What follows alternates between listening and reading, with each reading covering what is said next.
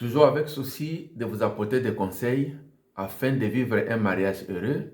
Nous voici encore aujourd'hui avec un thème qui est très important. Mais avant de vous annoncer le thème, n'oubliez pas de vous abonner afin de recevoir nos nouvelles vidéos et aussi de liker, de partager parce que ça, en envoyant cette vidéo à des amis, je crois que c'est une façon de contribuer afin qu'ils puissent savoir où vivre un mariage heureux. C'est votre humble serviteur, Pasteur Willy Kayembe. Aujourd'hui, nous venons avec une nouvelle vidéo, un nouveau thème qui est intitulé « Comment rallumer la flamme d'amour après 25 ans de vie de couple ». Nous disons que l'amour est comme une fleur qui a besoin d'être arrosée. Et faute d'arrosage, la fleur peut faner. L'amour est aussi comparé à du feu. Lorsqu'il y a manque de bois, le feu s'éteint. Alors, nous comprenons que par ces des adages ou ces des comparaisons, et pour les couples qui ont déjà fait longtemps ensemble, ils sont d'accord avec moi que le fait de passer une vie commune ensemble, au bout de certaines années, l'amour diminue. La question qu'on va se poser, pourquoi l'amour diminue? Et qu'est-ce qui se passe lorsque l'amour diminue? Alors, nous constatons que lorsque l'amour diminue dans un couple, il y a aussi manque de l'attention de l'un vers l'autre. L'homme fait ce qu'il veut, la femme veut ce qu'elle veut, on ne porte pas l'attention sur l'autre. Elle est malade ou il est malade, est-ce que ça va ou ça ne va pas? C'est-à-dire, il y a quelque chose qui ne va pas. Il y a aussi, deuxième élément, c'est la communication diminue dans les couples ou devient absente. Lorsque l'amour diminue, cela veut dire la communication aussi diminue dans un couple ou voire devient absente. À l'exemple des couples qui se sont habitués lorsque l'homme est au travail ou la femme au travail, l'un écrit l'autre des textos. Alors nous constatons qu'il n'y a pas de textos, il n'y a pas de communication. Et pourquoi? Parce que l'amour a baissé. Troisième élément, c'est quoi? Il y a des incompréhensions qui vont s'installer, les conflits. Pourquoi? Parce que l'amour a baissé. Quatrième élément, c'est l'absence des éloges et des paroles ou des paroles valorisantes. Chaque personne a besoin d'être aimée, de se sentir aimée et d'aimer aussi les autres. Chaque personne a besoin de paroles valorisantes. Mais lorsque l'amour diminue, c'est-à-dire ces paroles aussi s'envolent. Même si l'homme, la femme a fait de bonnes choses, mais il n'y a pas de bonnes paroles. Pourquoi? Parce qu'on avait dit au premier point qu'il y a la tension de l'un vers l'autre qui manque. Ces choses s'installent dans les couples. Et pourtant, dans les couples, on doit se donner des éloges, des paroles valorisantes, et ainsi de suite. Mais quatrième élément aussi, c'est quoi? Il y a le manque de sortir ensemble. Un couple qui était habitué à sortir ensemble, à faire des achats ensemble, à faire des visites ensemble, lorsque l'amour diminue, ce manque de visites ensemble est absent. Pas de soirées romantiques. Un couple qui était habitué à faire des sorties le week-end, aller dans un resto, et toutes ces choses-là vont commencer à diminuer. Cinquième élément, il y a des câlins qui deviennent rares. Ou alors les rapprochements corporels. C'est-à-dire, on commence à s'éloigner l'un de l'autre. Même pour toucher ton partenaire, ça devient un problème. Tu as même peur de toucher ta femme ou de toucher ton mari. Pourquoi? Parce que l'amour a baissé. On a parfois peur de l'autre. Et alors, la sexualité même dans les couples est en baisse. L'un n'a pas besoin de l'autre, l'un n'est pas attiré par l'autre. Il y a encore un septième élément, c'est les changements de comportement. Ces changements de comportement dus à l'âge. Ici, nous parlons d'un couple qui a déjà passé plus ou moins 25 ans. Ça peut être 20 ans, 25 ans, 30 ans, 40 ans. Alors, nous supposons que ces couples, ils sont déjà au-delà de 50 ans. Il y a certains comportements qui s'ajoutent dû à l'âge. Je prends l'exemple de la femme qui traverse déjà la ménopause. Alors, nous savons que la ménopause vient aussi avec certains comportements. Parfois, la femme se néglige, la femme n'a pas l'estime de soi. Et psychiquement, psychologiquement, il y a un changement. Alors, ça, c'est aussi un élément qui est très important, qui font que, suite à ces comportements, l'amour baisse, l'amour diminue dans le couple. Nous comprenons, pour ne citer que ces comportements, que la liste est exhaustive, la liste est longue. De ce qui se manifeste dans le couple lorsque l'amour a diminué. Lorsque l'homme ou la femme est en voyage, parfois il n'a pas les soucis d'appeler son partenaire. On ne va pas dire seulement en voyage, même en déplacement, d'une ville à l'autre. Et tout ça pourquoi? Parce que quelque part l'amour a diminué. Nous comprenons que si ces comportements peuvent à la longue, s'ils ne sont pas résolus, conduire au divorce. N'est-ce pas, il y a certains couples qui se sont séparés, où les amis, la famille disent, mais apparemment, on n'a pas constaté quelque chose de grave. Et nous comprenons que les petites choses, qui semblent être petites, mais peuvent aussi amener un couple au divorce. Lorsque ces comportements-là ne sont pas résolus, ne sont pas corrigés. Mais la volonté de Dieu et la volonté de tout couple n'est pas de se séparer. Combien de couples qui se sont séparés et qui aujourd'hui nous voyons les enfants, certains se sont donnés dans la drogue, se retrouvent dans des prisons et les autres, les études n'avancent pas.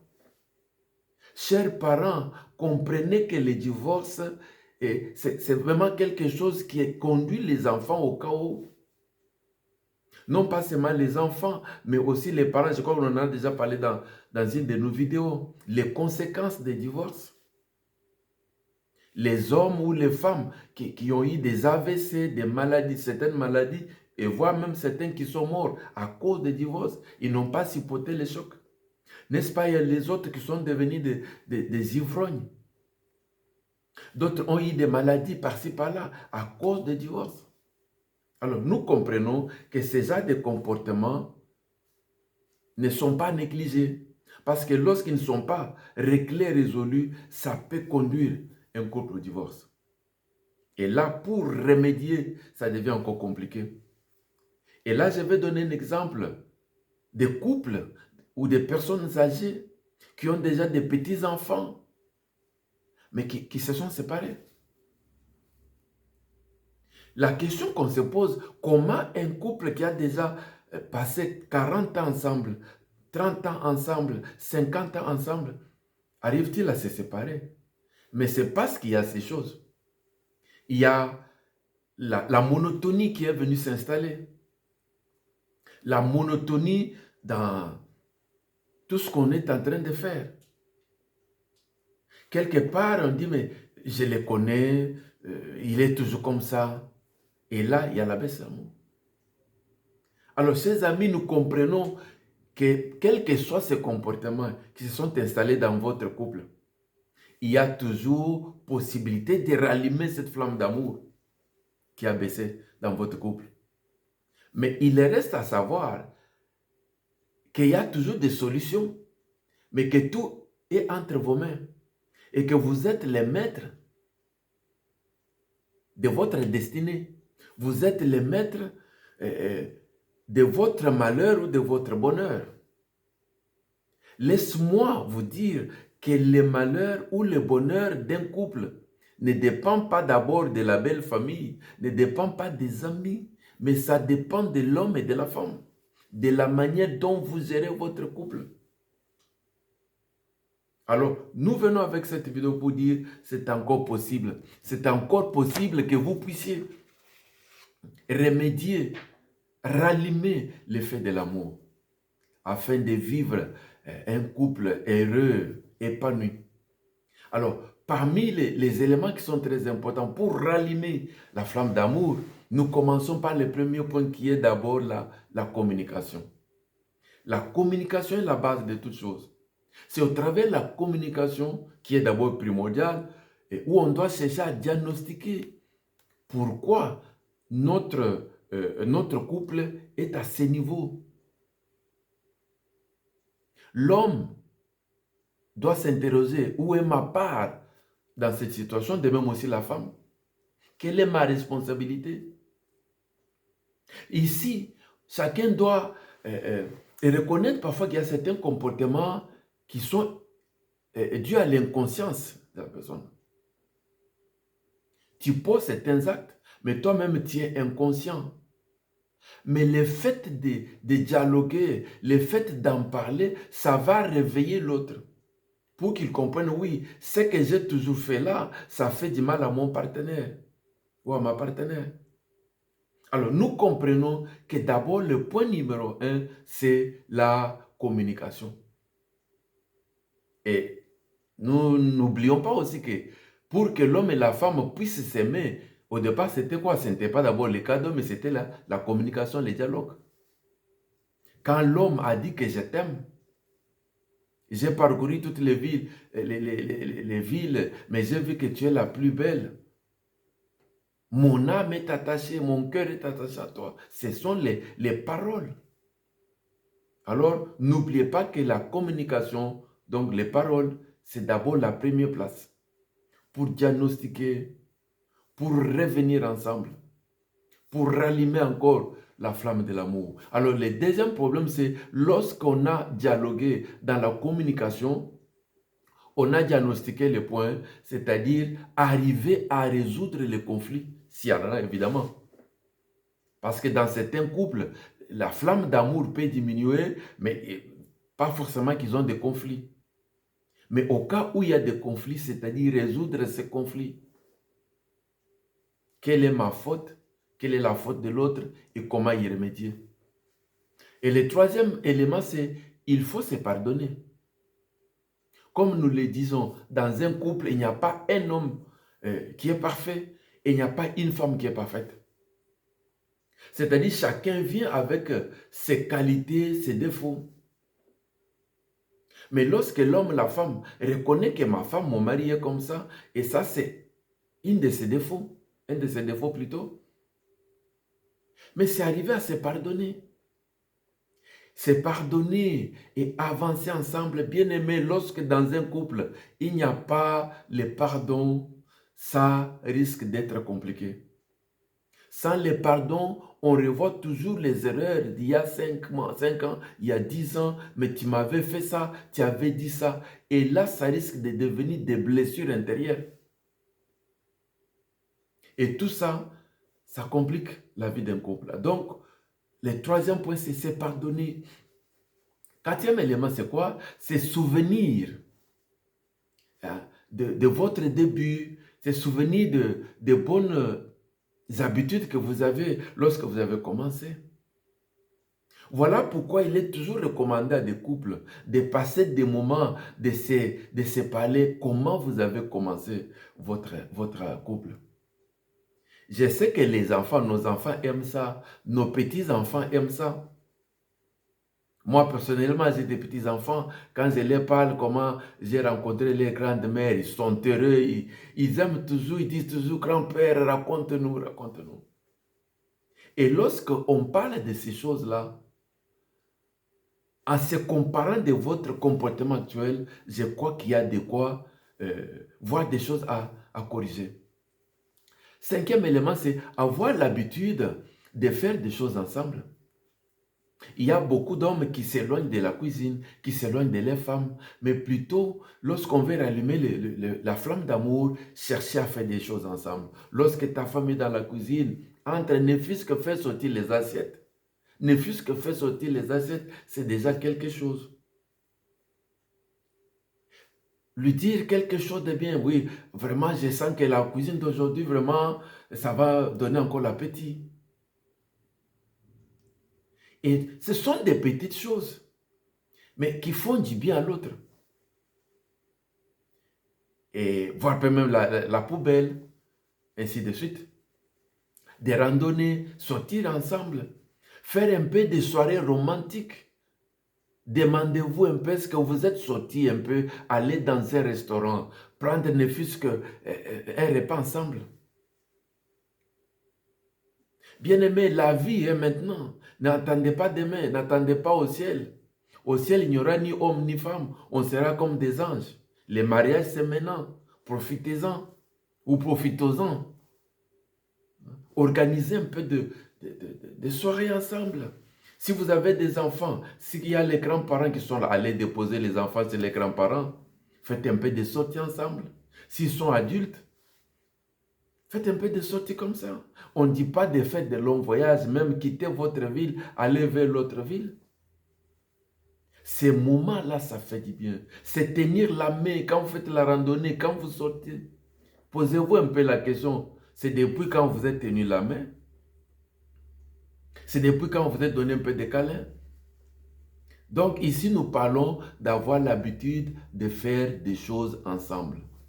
Ici, il y a l'autre chose qui me vient en tête, c'est il y a des hommes qui, ils ne sont jamais allés au lit ensemble. Quand l'homme est allé dormir, l'homme reste regarder la télévision. Et c'est toujours comme ça. Ce sont des petits moments, mais qui sont très importants. C'est vrai que pour des raisons ou d'autres, peut-être on travaille, on essaie des dossiers, mais du moins s'efforcer à avoir l'habitude quand même d'aller au lit ensemble. Et sixième élément, c'est s'offrir des cadeaux. Posez-vous la question depuis quand vous êtes offert des cadeaux. Ça fait aussi du bien, ça réveille aussi la flamme d'amour. S'offrir des cadeaux, se donner des câlins, s'envoyer des textos. Et septième élément, c'est sortir un peu des routines. Plus qu'on vit longtemps ensemble, plus qu'on est resté dans les routines, dans les choses habituelles. Et c'est un peu de changer, ça peut être les soins corporels, par exemple, qui est d'ailleurs, par exemple, l'habillement, qui est par exemple à manger. Et huitième élément, c'est veiller sur les soins corporels. Plus qu'on est ensemble, on a toujours besoin que l'un ou l'autre puisse changer un peu ou veiller sur les soins corporels. Ici, je vois l'image d'Esther. Dans le livre d'Esther, chapitre 2, à partir du verset 15 au verset 17, nous voyons qu'il y avait plusieurs filles, mais que Esther a pris soin de son corps selon le conseil de l'eunuque. Les aromates qu'Esther a utilisés, c'était selon la recommandation de l'eunuque. Or, l'eunuque connaissait le goût du roi. Ici, nous comprenons que la femme, chaque femme doit connaître le goût de son mari et vice-versa. Qu'est-ce que mon mari aime? Quel parfum mon mari aime, ma femme aime? Et veiller sur ces choses-là. Et je vais terminer avec un neuvième élément qui est prier. Parce que la prière, il y a une puissance dans la prière. Priez pour votre couple. Parce que nous disons que Dieu lui-même est amour. Que l'amour de Dieu abonde dans vos cœurs.